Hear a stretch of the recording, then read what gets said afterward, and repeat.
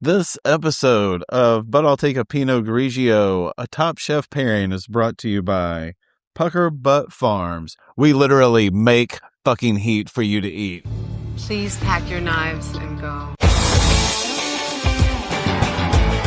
Welcome to But I'll Take a Pinot Grigio, a Top Chef pairing. That's right. We are taking a break from our normal Vanderpump coverage. With season 12 coming in to an end, our season 3 coverage about to come to an end. Yes. I am Jeff, our resident hospitality industry expert, which shows up a little more in Top Chef. A little more? Than Vanderpump, which means it's here. Way more. And I'm with... I'm Sunday. I am the pop culture professor and self-proclaimed newbie to this particular show. I have far less either inside or outsider information because I did not watch this show. And so now I'm along to be the new kid on the block. So after 23 seasons, you finally got me. Got me. You're a newbie here, but you have a lot of other business taking care of all the socials, all the interviews and everything we have. I do a lot of, unthanked work. It's a tireless job. Not by me, by the way. That's a thankless job. It's not by me. That's right. He's very thankful, y'all.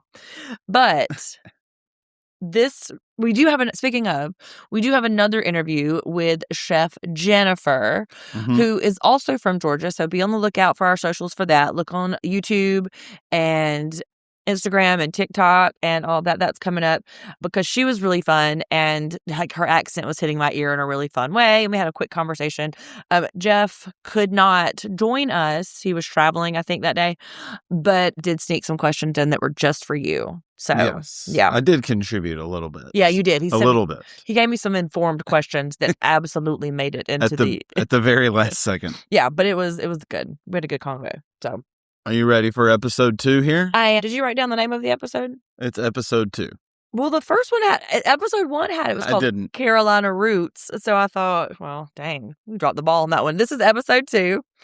We have a fun recap of our first episode. We've got it hot at the track. Yeah. A sweet potato showdown. Rhoda is the one that killed it. Nana was in trouble, but Chef Day, who you talked to last week, is gone. Our best ones, of course, got noticed for showing off some different skills and featured the ingredient that they told them to feature. Yes. Very important. And coming into this episode, so that's 14 left. That's right. Currently. And Nana wanted us to know she's not a bottom. No, we get our first catch up. So this is something you'll see, like they'll start the next one after like the elimination just happened. Yeah. So everybody's in there like decompressing after a long day, most likely all the time.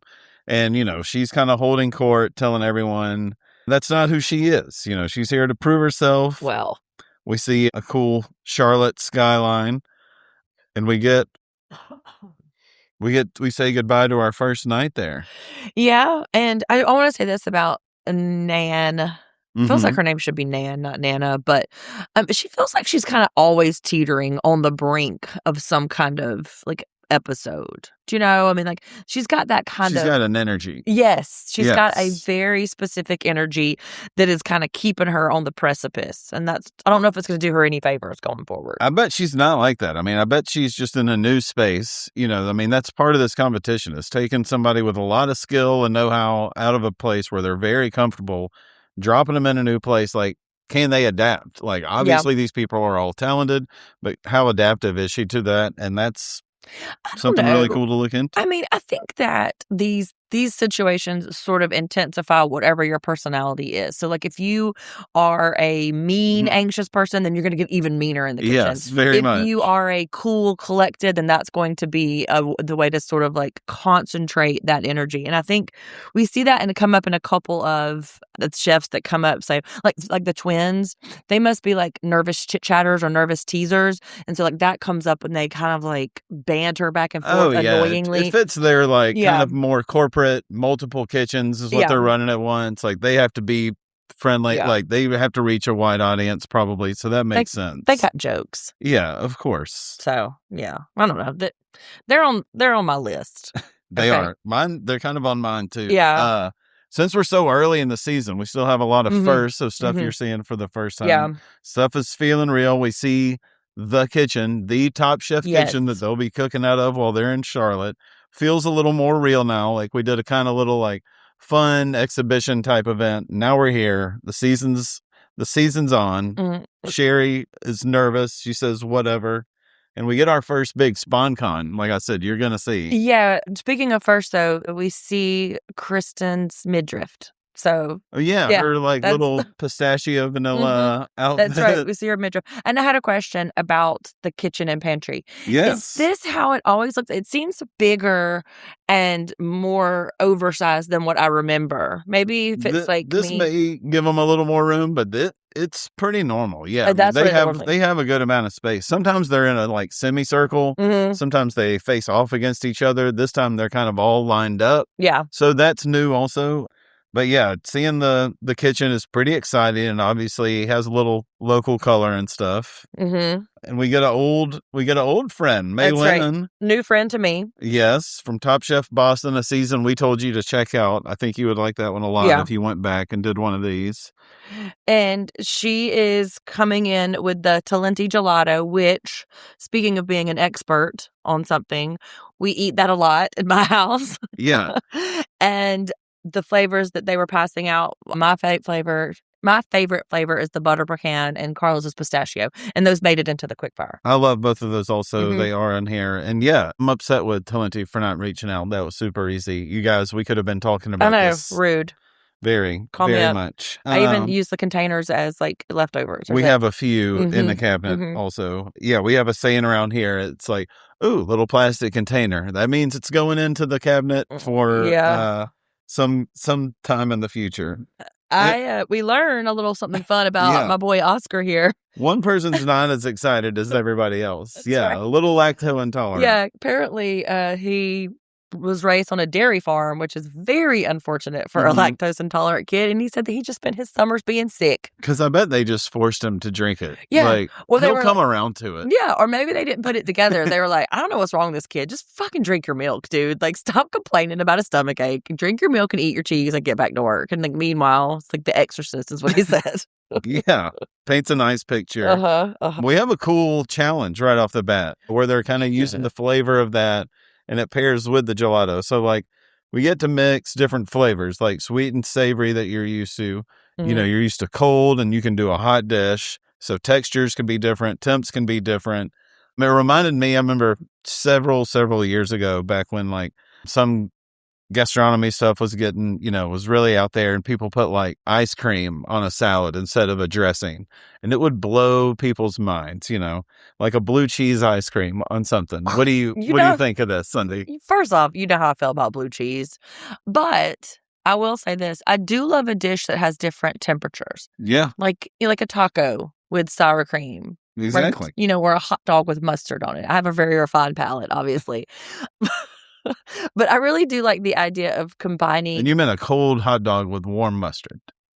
No, don't gross me out. I'm already fighting for my life after my big night out last night. But what really got me about this, though, is they had 30 minutes. Yeah. And the phrasing was, make a savory dish inspired by the region of the flavor you pick. Right. That felt very hard for me to get my mind around. I had to really stop and think about it. But then once they started explaining, it got to me. But that's so like the pistachio was like Pacific West Coasty or Right.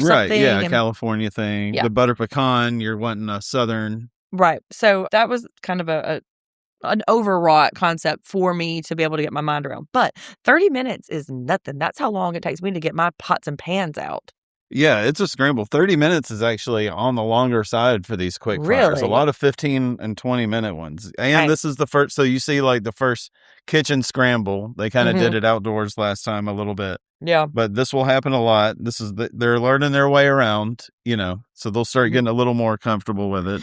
And when the judges go to eat it, they have to chase it with a scoop of Yeah. their thing. So it's like it has to pair up too. So whatever they make has to go good or go well with the flavor. I'm a fan of this style of eating. If I can go somewhere and see if we can do a tasting where I just get a scoop of ice cream after look, this food's going great. Have you considered giving me ice cream between Exactly. each course? I mean, because You wouldn't fill up at all. I mean, you just have a bottomless amount of choices to eat from. I mean, like, Kristen is a thin-framed woman. Yes. Okay?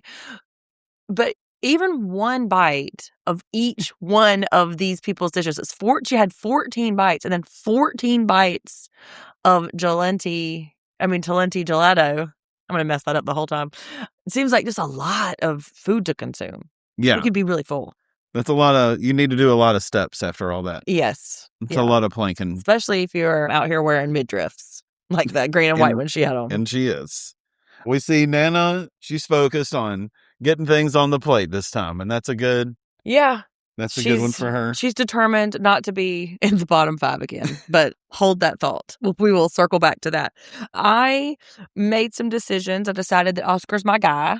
I like him. He seems very fun. He doesn't take himself too seriously. He's very serious about what he does, but he's got a real, like, jovialness to him. He's very, amicable, and he seems kind of well-liked. And when they were splitting up teams, they were like, dang, I wanted Oscar. Like, I want to be the Oscar where everybody's like, oh, I want her on my team. And because he just seemed like he was like the guy. He was the guy. Yeah, I love, like, when people start shining, especially these first few weeks. Like, when we start seeing the personalities we like. I liked him last week also. Any of the courses stand out to you? Well, I did not jot those down because I don't know a lot of those words. It's quick. Yeah. It's a lot. Well, it is that too. I happen to like the mango one. Like, it stuck out. Like, because you had Jossie, who did, like, a cool yogurt thing, which isn't far from, like, a mango ice cream. So it's kind of like very clean looking, kind of like a layup for him. And then you had Nana do something like really wild on the same one, like the big cauliflower steak that ended up being pretty good. Yeah. So pretty cool. Write down, though, about Jennifer and Justin's, how theirs was very similar. Yeah. And some sort of fennel. Hers was marinated. His was roasted. There was their dishes were very similar. They both had dates. They both had olives. They both had fennel. It was wildly similar. Like, they just took something off the menu at Bunny and recreated it here. Yeah, I wonder if that was really like the play there, because out of all of the things they could have made, they made one very similar. So. Yeah. But they did pull the same flavor of ice cream too, though. So maybe it was just, coincidence. Could be. But like I said, if they've been cooking together in the same kitchens, then I guess it's going to get pretty similar sometimes. Brooke had said this too. I get a sense that he's really on her coattails. Yeah, but he said that also. I know, but like, that might have just been him being, like, self-deprecating, like, oh, the wife's the one. I think you just like mentioning it. I just don't think that he is good. I just don't think that he is as good as her, and I think that maybe she probably had to demand that he come along, or else she wasn't. Like, put him on here or no, none of us. It's both of us or none. Just saying. Well, he sticks in the middle here after the end. Like, on the bottom, we've got Brittany, Seeger, and Duyen, who's usually... she seemed pretty great. The guest, Mei Lin, is dressed like an anime character. So I didn't know who this was, but, apparently she's got a real anime vibe to her. Yeah. With her skirt and her bows and whatnot. That'll do it, I think. And this friggin'... who wins? Who wins the quickfire? Lawrence had some good looking stuff. His Mediterranean cooking is where he went with this, which makes sense for the yogurt sauce that he got. Like I was saying about Jossie's, a little leap from, like, ice cream to yogurt. Incorporate something there. He had the Pacific pistachio, right? Is that what that's what he did? He also, so Nana ended up on the top, and your boy Oscar also. So that was the top 3. Lawrence took it, though. He took the cash. He's a solid contender. The walking around money. The walking around money. My mom would call it mad money. Yeah. Yeah. So then we get to the elimination challenge, and before we get into it, I need you to know this is my nightmare. This is... She doesn't like the spicy foods. My nightmare. How are these judges just going to eat all of this? Like, I couldn't do it.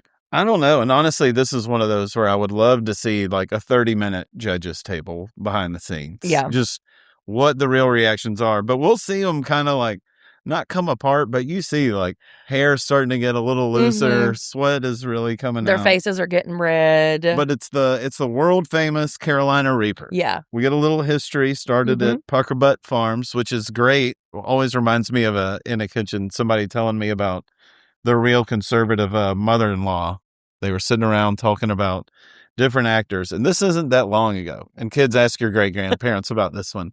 She says, got to hear her mother-in-law say, that Michael Landon, he always made my butt pucker. And so a lot of Michael Landon coming through for me. Yes, you heard that right. Yeah. That's a lot to take Listen, in. though, Michael Landon was a very handsome man. Yeah. Okay. Well, that made this woman's butt pucker. Okay. And she didn't know how else to express that to her new daughter-in-law. So it was a very sweet. It wasn't my mom, by the way. Okay. I was going to say, that's a lot of knowledge you just dropped on me about your mom. But I would have to agree. Michael Landon is a real butt puckerer. So if that makes you think of anything besides the spice, there we go. You can take your mind off. Yeah. So I did get a little lesson here about Scovies. Scoville units? Yes, there we go.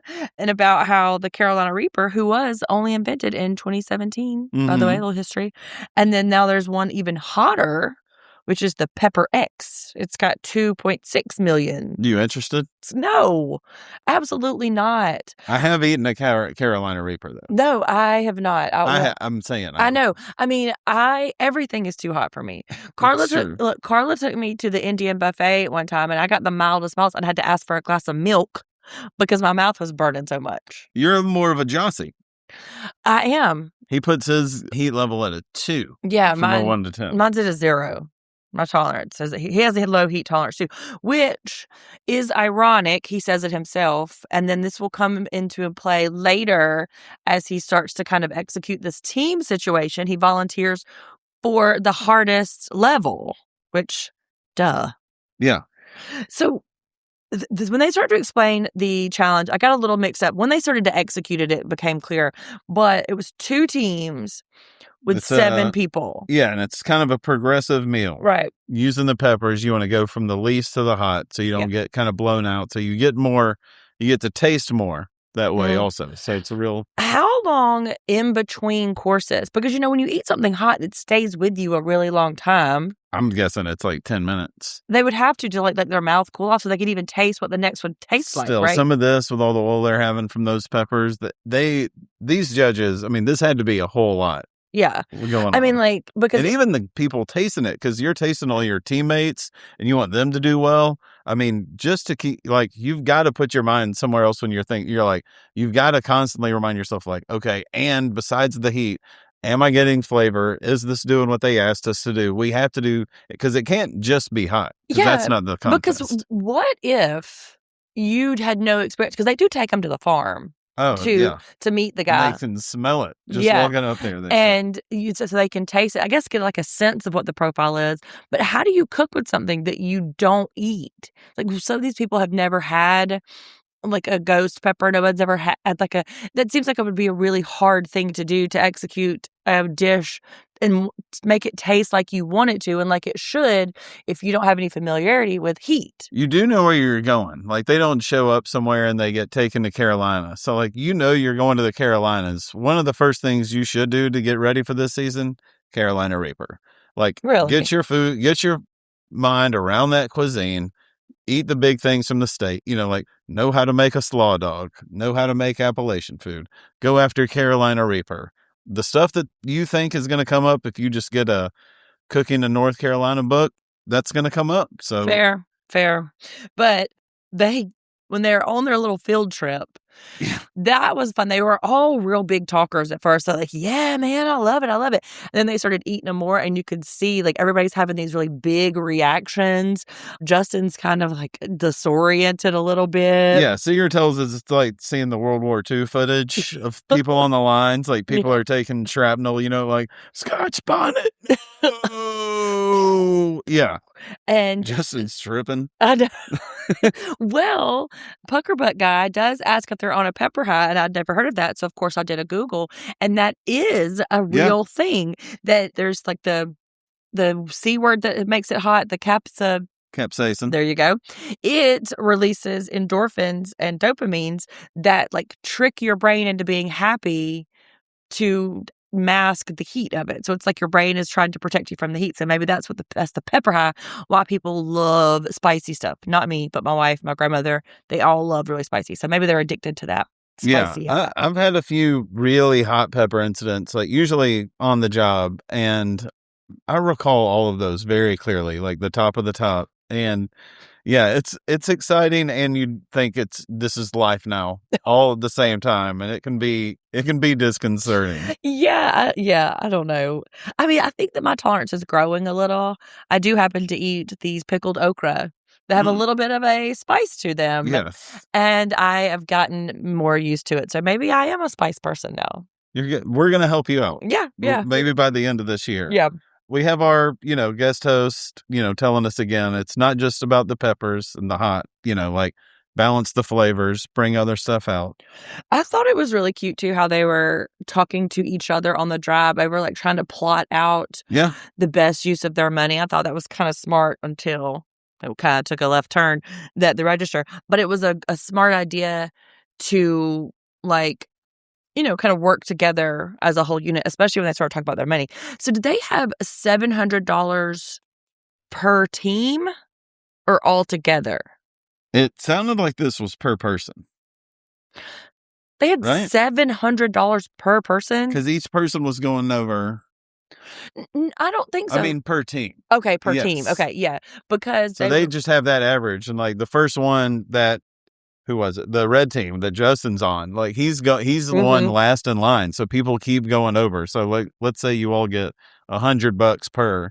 Like, well, this first person had 120. Like, oh, all right, we'll make it up later. Like, well, the next person went over, and it's like, all right, we'll try and make it up later. So it gets harder and harder if they keep doing that. And they were also trying to kind of like maximize, like, so if I need limes, I'll buy limes for everybody. Right. And the math of that seems so like inescapable to me. I don't know if I would have been able to be like, okay, well, then how many limes do I buy? Just tell me the number. I don't know. I'm not a numbers guy. People do have trouble in grocery store, but I think this kind of goes along with being a chef sometimes. You've got to make those split decisions, Math decide involved. on the fly, get numbers involved, Sometimes you'll see one ingredient might be more important than the other, Maybe I don't need 3 pork loins. Let's just get 2. You've got to do those things when you're ordering, so it's kind of effective. I did hear them have to make some decisions about like, hey, give me whatever shrimp's on sale. Right. Yeah, so I did hear that. And then they take these poor people back to the damn Puckerbutt farm. Can these people get an AC? Let these people cook inside. I was thinking that already. Like, so far, we've been in the heat at the NASCAR track. Now we're at Puckerbutt Farms, just shoving Carolina Reapers down your throat. In a greenhouse. Yes. Like, you are hot. I hope you held on to that aloe, everybody, and spread it around. Like, seriously, these poor people. Go ahead and get that 5-gallon bucket of water at the Whole Foods when you're there. These people are they are really suffering. And so whenever they're talking about what they're going to cook, kind of like flies by me because a lot of the words I don't know. But Jennifer's spicy grits, I was like, what?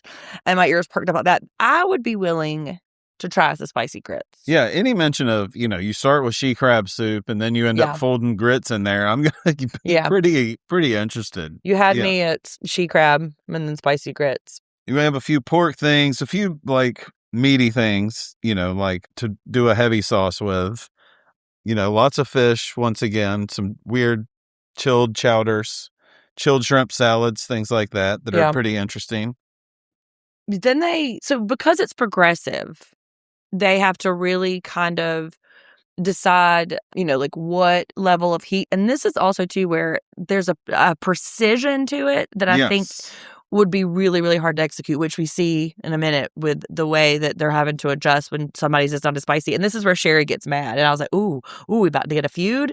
And then it was dissolved immediately. Yeah, as soon as I start to prove to you, see, reality TV, they can actually work together and they're in the vans and they start to feud and then they dissolve it. I think Sherry's going to be the problem, because... The problem? Not the problem, but a problem. I think because she seems to me to be a very fastidious worker in that she does what she needs to do. She runs a very tight ship. She's going to want everybody else to kind of perform their job. You say you're going to do your job, you do your job to the T. And I think there are other people's systems and their like protocols are a little bit looser.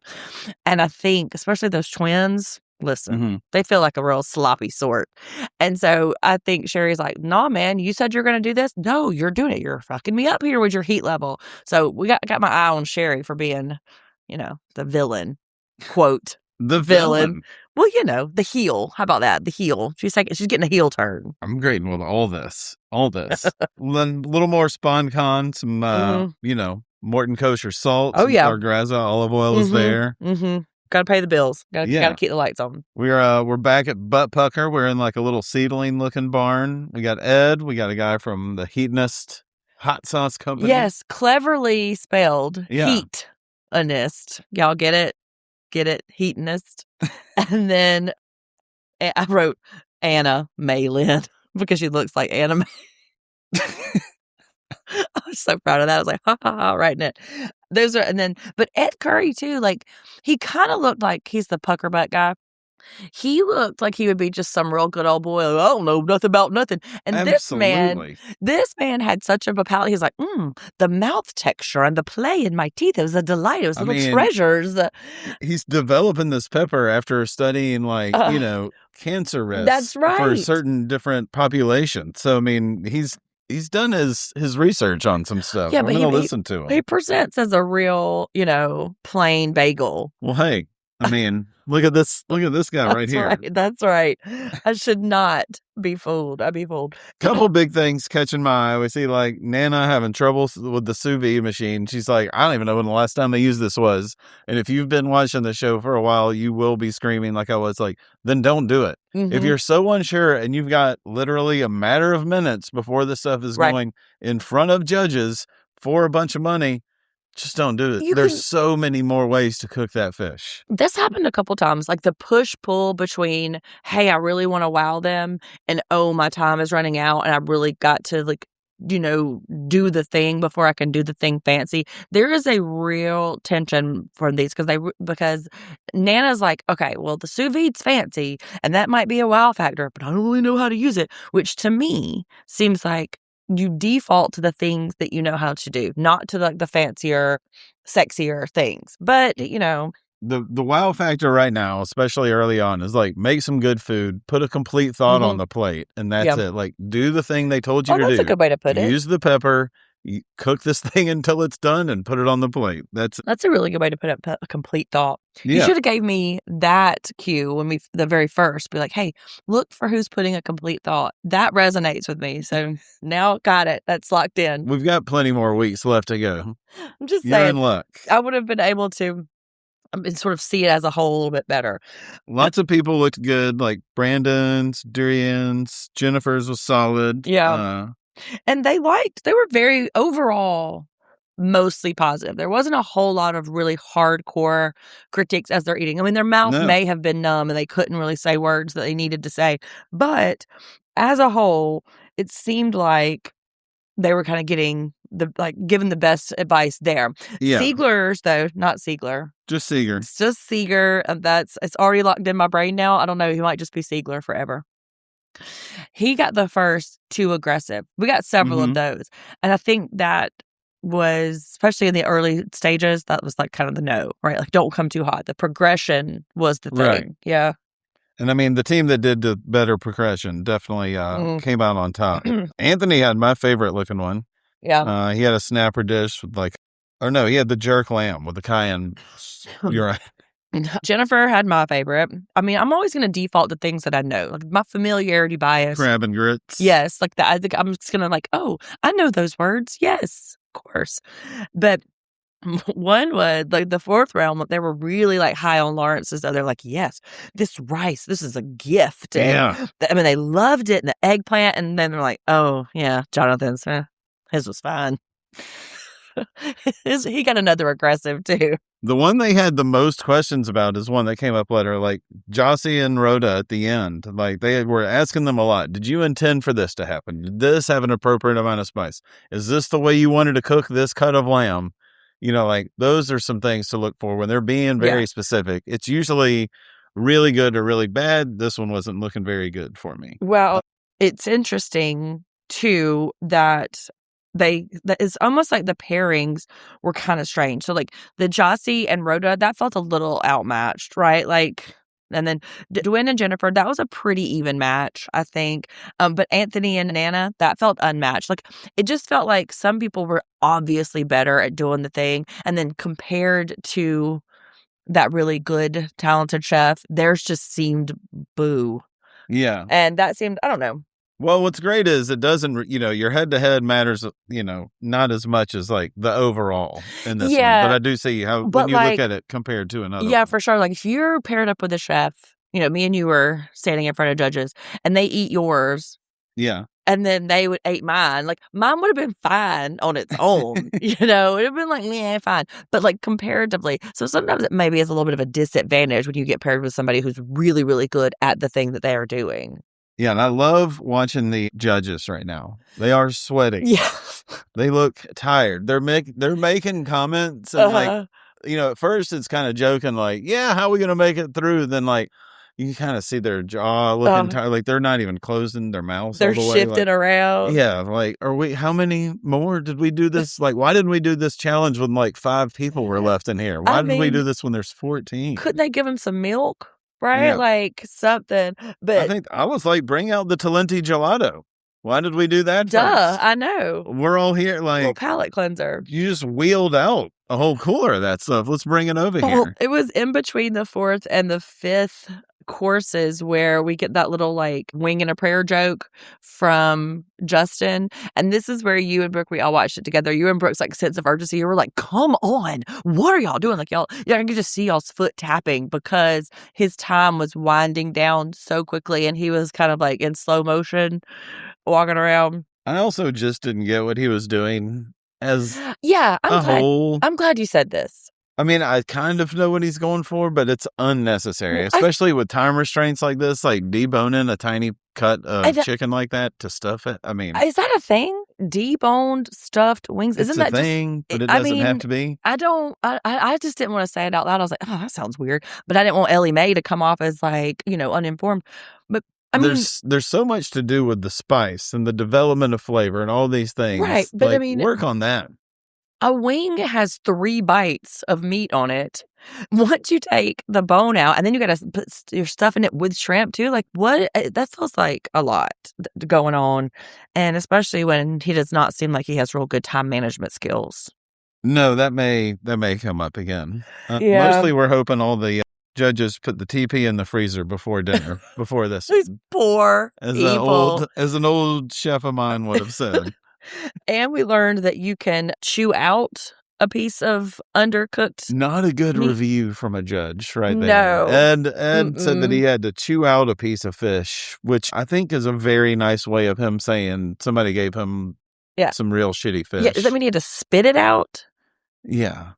I mean, I think it just wasn't going to happen for him when he tried chewing. Yeah. And that's what's going to happen when you use a technique of cooking that you're completely unfamiliar with. I guess. And then nobody ever wants their chicken to be called flabby.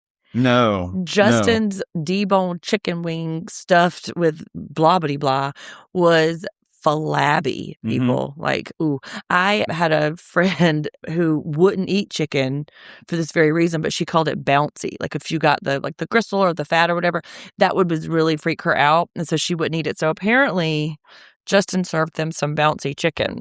That's not good. No. Yeah. No, thank you. And then poor old Jossie. This is what I was saying too. Poor old Jossie got paired with Rhoda. He had to go up against Rhoda. Now, Rhoda won last week. Oh. And last week, yes, too. I was really, really high hopes for Jossie, but like he just did not measure up this time. And to go up against Rhoda, who had immunity anyway, like they really shot him in the foot. You liked his enthusiasm. I did. And he had a really nice spirit. But now he can go home back to his family and share his spirit with them. Or after he hangs out in the hotel for a couple of weeks. That's right. He gets a little time. But yeah, Rhoda wins. Braised short rib, some gochujang, some cayenne. Way to utilize the different stuff and different techniques. What was that second thing you just said? The what?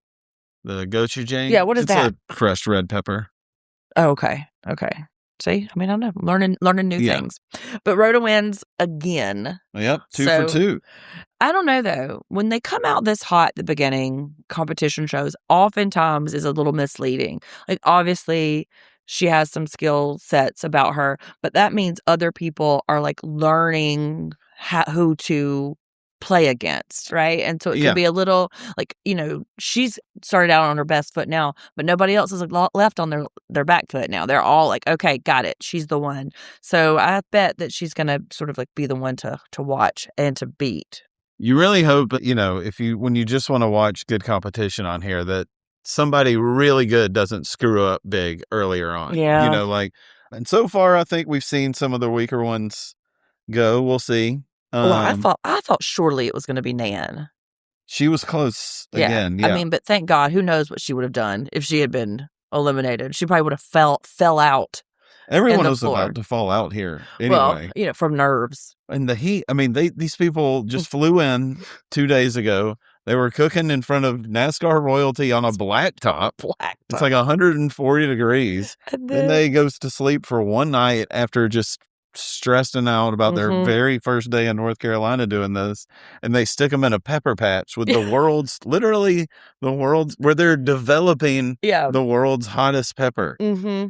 And they're having to taste their food. I feel real bad for like course 5, 6, and 7 who are having to like taste in between.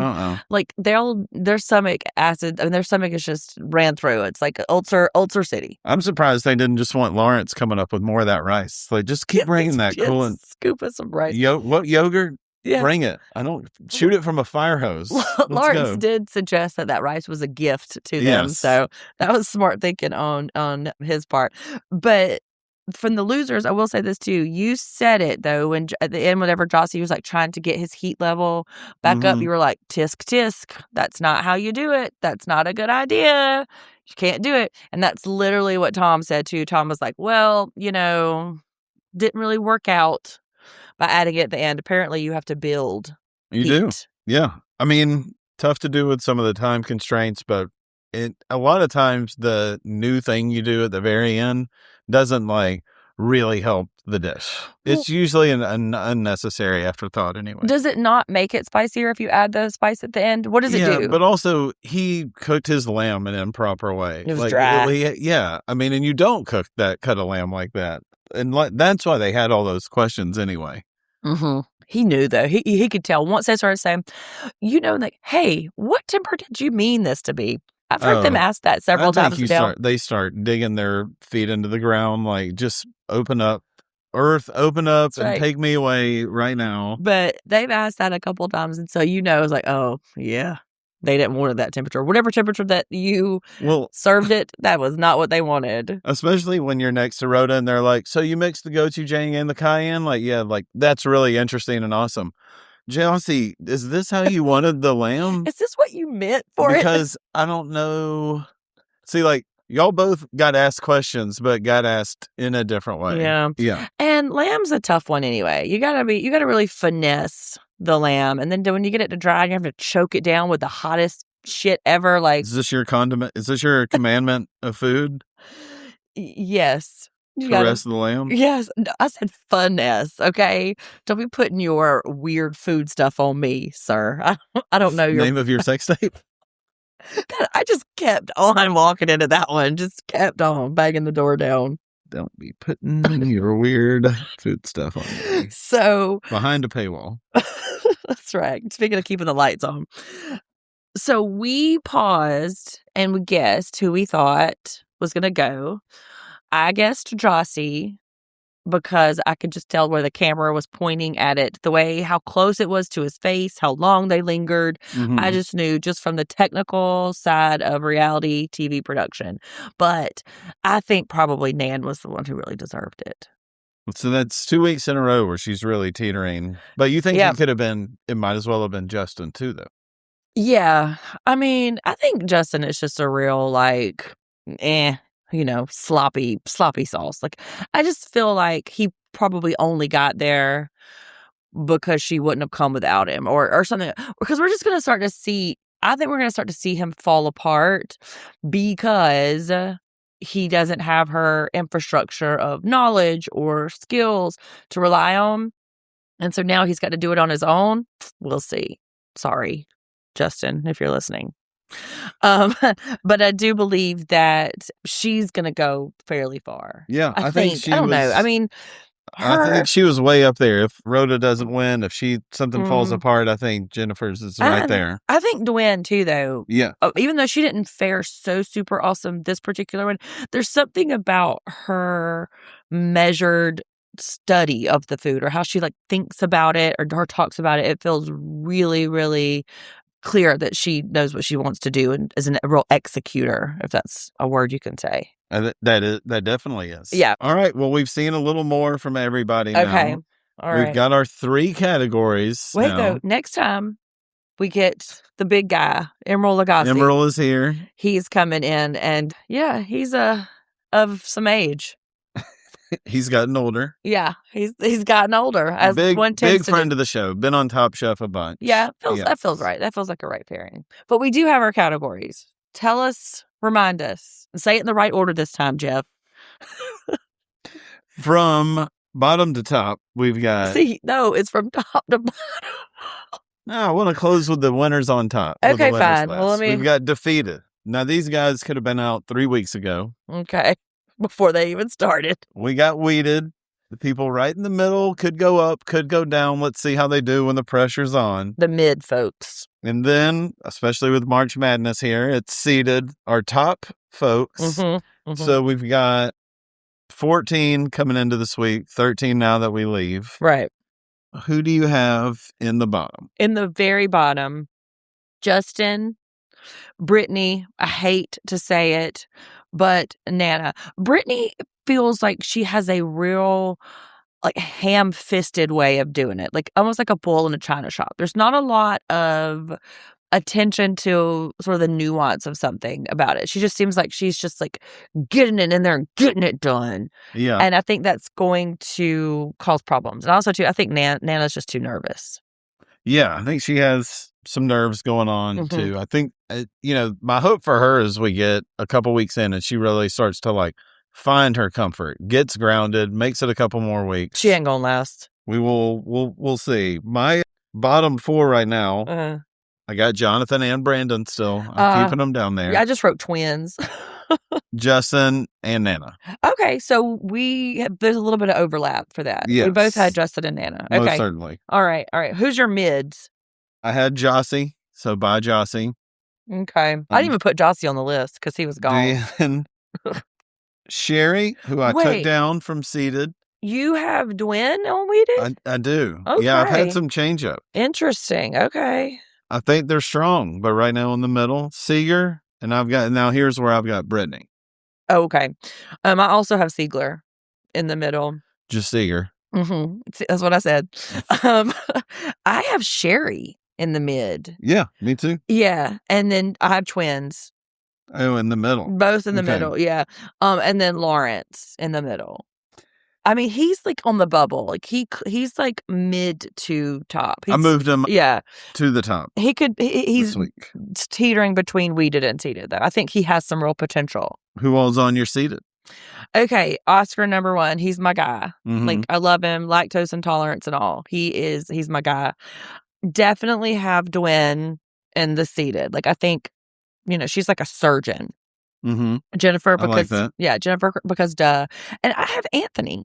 Yeah. I think he might be a sleeper. I think Anthony's my number 1 still. Really? Oscar, Anthony.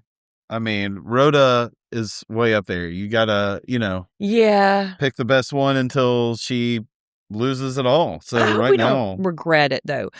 Rhoda, she seems calm. She seems solid. Okay. She seems focused. I was going to say she seems intense. Intense is good though. Yeah, it is. But sometimes an intensity in a really, really tough competition can be a net negative. So we'll see. We'll see too. I think for the people that are sticking around once, kind of the fat's been trimmed a little bit, those first 4 or 5 people are gone. You really start to get more room, spread yourself out. You have it's not as chaotic in the kitchen. Like all of a sudden there's 9 people in there. Well, there's not as many people vying for every ingredient. You've learned where stuff is. You really start finding yourself. So even though she's not here to find herself, this isn't Burning Man. It's not Burning Man. That's right. Yeah. And so maybe that rigidity might work against her. Yeah. We'll see. Interested to see. She's the winner, she's in my seated along with Oscar, Jennifer, Anthony, and Lawrence. Rounding out my top 5. Oh, you've got Lawrence in the top. Okay. Yeah. Well, I mean, I think that there's some potential there. But I don't think Justin, Brittany, or Nana, and I hate to say that about Brittany and Nana, but they might turn it around. People got to leave, especially if they don't finesse the lamb. Finesse or caress the lamb. Yeah, that's right. Either way. So this is super fun. Pay attention for our interview with Jennifer. I'm really glad that she did not go home because I did the interview before we saw the episode. So whew.